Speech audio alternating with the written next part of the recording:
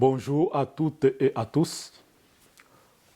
Aujourd'hui, c'est le samedi 12 février 2022. Je vais vous présenter ma méditation sur l'évangile de la 5e semaine du temps ordinaire. Le passage de cet évangile est tiré de l'évangile de Saint Marc, chapitre 8, versets 1 à 10. Ce passage de l'Évangile nous parle du miracle de la multiplication d'un pain. Ce miracle préfigure l'Eucharistie que nous célébrons tous les jours. Écoutons l'Évangile. Le Seigneur soit avec vous et avec votre esprit. Évangile de Jésus-Christ selon saint Marc. Gloire à toi, Seigneur. Alléluia, Alléluia, Alléluia. Gloire à toi, ô Seigneur. En ce jour-là, comme il y avait de nouveau une grande foule et que les gens n'avaient rien à manger, Jésus appelle à lui ses disciples et leur dit : « J'ai de la compassion pour cette foule, car depuis 3 jours déjà, ils restent auprès de moi et n'ont rien à manger. Si je les renvoie chez eux à jeun, ils vont défaillir en chemin, et certains d'entre eux sont venus de loin. » Ses disciples lui répondirent : « Où donc pourra-t-on trouver du pain pour les rassasier ici dans le désert ?» Il leur demanda : « Combien de pain avez-vous » Ils lui dirent : « 7. » Alors il ordonna à la foule de s'asseoir par terre. Puis, prenant les 7 pains et rendant grâce, il les rompit et il les donnait à ses disciples pour que ceux-ci les distribuent, et ils les distribuèrent à la foule. Ils avaient aussi quelques petits poissons que Jésus bénit et fit aussi distribuer. Les gens mangèrent et furent rassasiés. On ramassa les morceaux qui restaient. Cela faisait 7 corbeilles. Or, ils étaient environ 4000. Puis Jésus les renvoya. Aussitôt, montant dans la barque avec ses disciples, il alla dans la région de Dalmanutha. Acclamons la parole de Dieu. Louange à toi, Seigneur Jésus. Alléluia, Alléluia, Alléluia. Gloire à toi, ô Seigneur. Nous venons d'entendre le récit de la multiplication des pains. Ce récit de la multiplication des pains a des similitudes avec un autre récit de la multiplication des pains où Jésus avait multiplié 5 pains et 2 poissons. Dans ce récit que nous venons d'entendre, la foule a suivi Jésus dans le désert.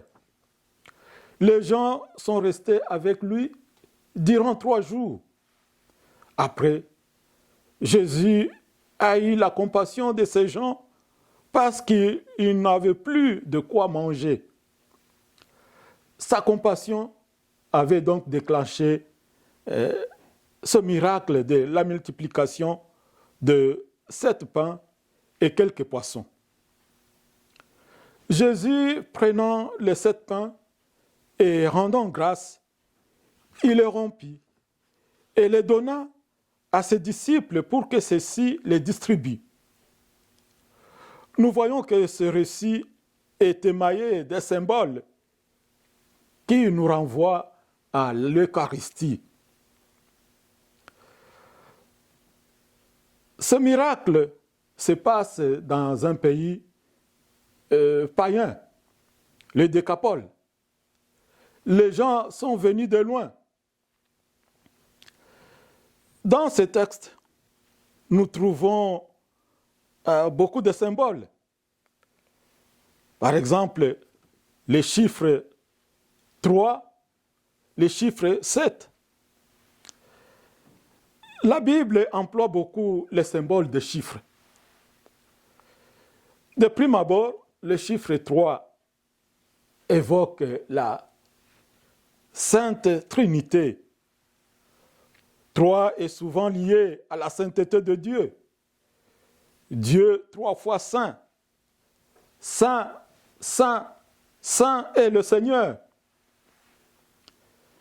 Et si je prends quelques exemples au sujet de ces chiffres 3, nous savons que Jésus a passé 3 jours dans la tombe avant de ressusciter. Et quand Jésus était encore chez ses parents, quand il avait 12 ans, Jésus s'est perdu durant 3 ans, durant 3 jours. On l'a recherché durant 3 jours. C'est après 3 jours, on l'a retrouvé. En voyant ces symboles 3, nous renvoie à ce contact avec la Sainte Trinité.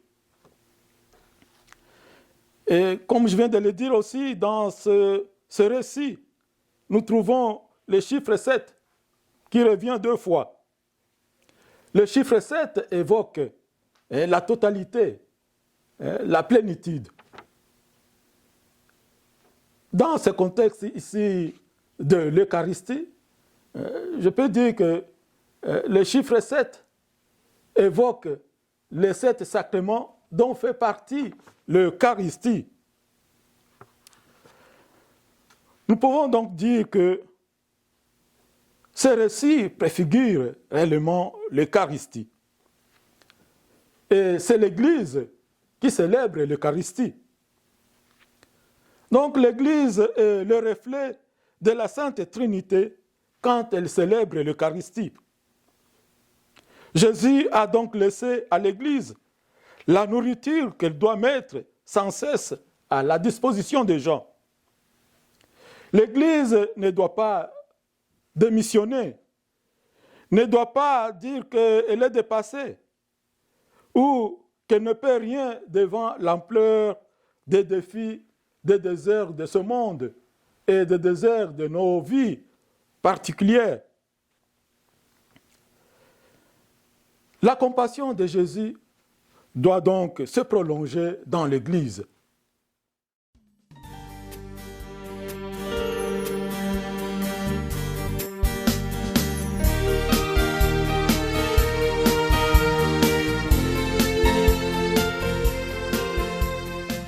Demandons donc au Seigneur la grâce de la foi, qui nous donne toujours confiance en lui, afin que nous sachions qu'il peut faire de grandes choses à partir de notre faiblesse humaine.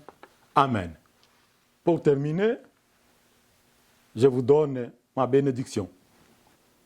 Le Seigneur soit avec vous et avec votre esprit. Que Dieu Tout-Puissant vous bénisse, le Père et le Fils et le Saint-Esprit. Amen.